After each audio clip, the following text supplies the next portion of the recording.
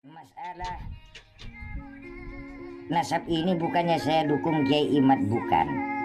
Sebelum jauh Kiai Imaduddin Usman itu mengadakan tesis, saya itu sering merenung. Contoh ketika Gus Dur dihina-hina yang buta mata buta hati. Coba kita bayangkan siapa Gus Dur tersebut, cucu daripada pendiri Nahdlatul Ulama. Terus ada lagi yang mengatakan Gus Yakut Dajjal, presidennya Dajjal. Ya Allah, mau dibawa kemana ahlak kita? Tapi itu masih mending. Ada seorang Habib yang ceramah di Madura sebelum tesis Kiai Imad, insya Allah itu keluarnya. Beliau mengatakan bahwasannya telapak kaki habaib yang kotor, yang nakal, yang maksiat lebih bagus, lebih baik daripada 70 kiai yang pakai surban. Bayangkan. Dan ini bisa jadi pelajaran. Pujuk-pujuk kita, leluhur kita ada di Madura. Pencetus Nahdlatul Ulama Syekhona Hulil ada di Madura. Bayangkan kita sebagai orang Nahdlatul Ulama. Camkan itu baik-baik saudaraku. Bukan saya memprovokasi, tapi itulah kenyataan. Ingat, baginda Rasul kita adalah iman kita. Beriman kepada Allah, tidak beriman kepada baginda Rasul, jelas nol. Sekarang kan banyak cerita yang mengatakan bahkan cerita tersebut mampu mengalahkan baginda Rasul. Dalam sebuah ceramah ada yang mengatakan dalam sebuah manakibnya Syekh Fakil Muqaddam mampu bertemu dengan Allah 70 kali dalam semalam. Jelas bertemu dengan Allah itu jelas. Ingat, baginda Rasul cuma sekali saudara. Betul?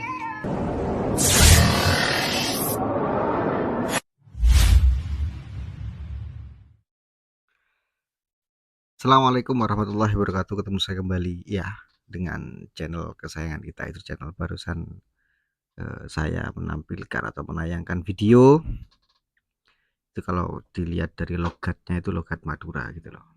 Nah, ini channel baru saya, dan channel yang lama masih ada kendala. Minta tolong subscribe dan like ya, komen, share banyak-banyaknya ya. Oke, kita kembali ke konteks barusan. Barusan adalah kalau saya menilai dari logat bicaranya, beliau adalah orang Madura yang membahas tentang polemik nasab di negara kita. Gitu. Itu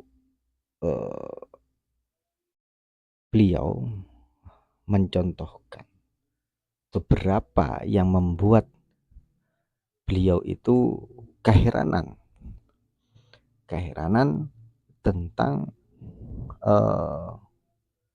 fenomena yang dilihat beliau, mungkin ya, yang dilihat beliau ketika melihat oknum Habib yang merasa lebih baik daripada yang lain gitu loh, lebih suci daripada manusia yang lain. Kemungkinan beliau berbicara seperti itu.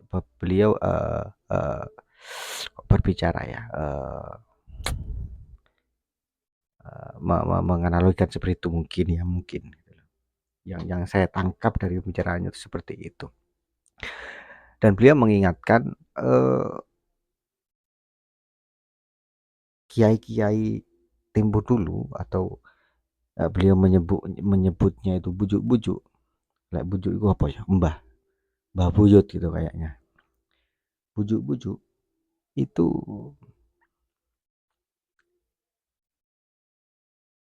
yang ada di Madura. Ingat, katanya, pencetus Nahdlatul Ulama itu adalah Kiai Syekhona Khalil Bangkalan. Itu beliau berbicara seperti itu. Dan beliau menurut saya pola pikirnya sangat luas gitu loh ketika melihat polemik ini. Dan statement pertama beliau berkatakan beliau tidak mendukung ya, tidak membela Kiai Imad, dikarenakan memang sebelum Kiai Imad mencetuskan tentang nasabnya Mbak Alwi, beliau sudah mencurigai gitu loh. Beliau sudah mencurigai terkait oknum-oknum melihat oknum-oknum mungkin ya berbicara seperti itu. Beliau mendengar ketika manakibnya Al-Faqih Muqaddam itu jelas-jelas ada yang mengatakan bahwasanya beliau itu mi'raj satu hari 70 gitu loh. Sedangkan Nabi Muhammad itu cuman satu kali. Beliau berbicara seperti itu, cerdas beliau gitu loh. Dan mengimani ya mengimani ya Allah dan Rasulnya dan lain-lain, bukan yang lain-lain.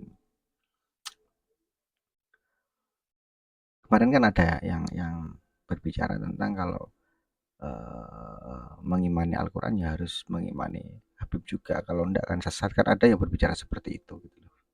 Jadi hal-hal yang seperti itu, doktrin-doktrin yang menurut saya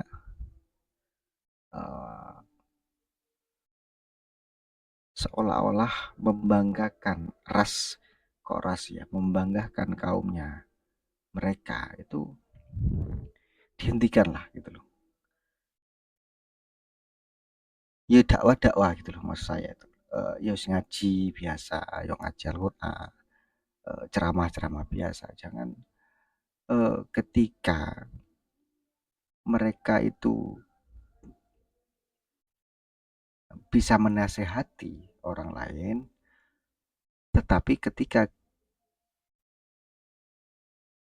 ada orang yang menasehati itu tidak mau gitu, merasa yang menasehati ini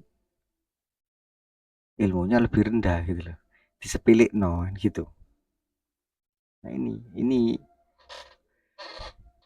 apa ya, menurut saya ini tidak bagus, gitu loh, tidak baik buat kesehatan gitu loh. Kan kemarin juga ada yang menilai putra Kiai pendiri NU itu orang biasa katanya. Kalau orang biasa itu sama, kalau semuanya itu orang biasa. Tapi menurut saya itu kealimannya itu lebih jauh daripada yang berbicara gitu loh. Jadi kealimannya putra pendiri NU itu jauh dari yang berbicara. Yang berbicara kepada beliau itu orang biasa, udah gitu ya.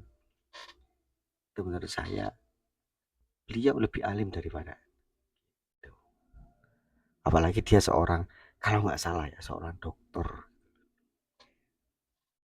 kalau nggak salah. Oke, jangan tegang-tegang ya, kita ngopi dulu karena panas, saya aler seperti ini. Alhamdulillah gitulah. Gini loh teman-teman,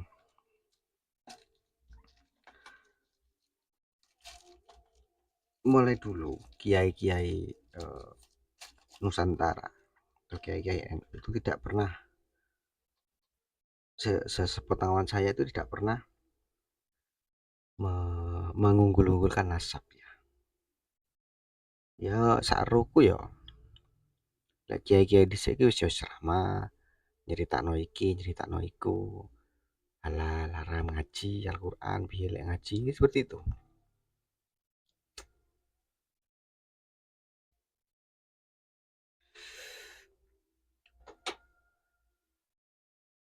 Ada kemarin juga oknum yang berbicara tentang shock terapi gitu. Menurut saya eh, tidak pantas lah seorang yang di apa, yang dihormati lah, katakanlah yang dihormati mungkin sama jamaahnya berbicara seperti itu, seolah-olah beliau itu mengadu domba sesama muslim gitu loh, mengadu domba sama pribumi Nusantara.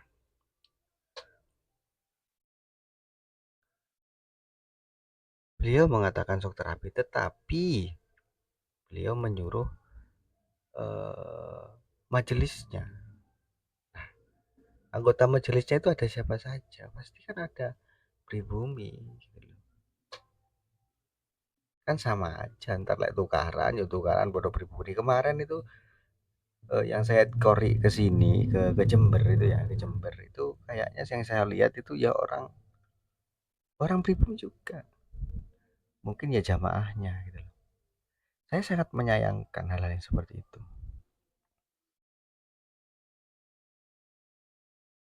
Kalau ilmiah ya harus dia balas ilmiah, begitu loh. Jadi eh, di sini yo kita belajar di di polemik ini yo kita belajar asalnya tidak tahu menjadi tahu gitu loh. Ketika ada penjelasan kayak seperti ini, kita kan tidak menelan mentah-mentah, disaring dulu benar apa tidaknya kan seperti itu. Tapi kita melihat hal-hal yang arogansi seperti itu, yo piye ngwasi gitu loh.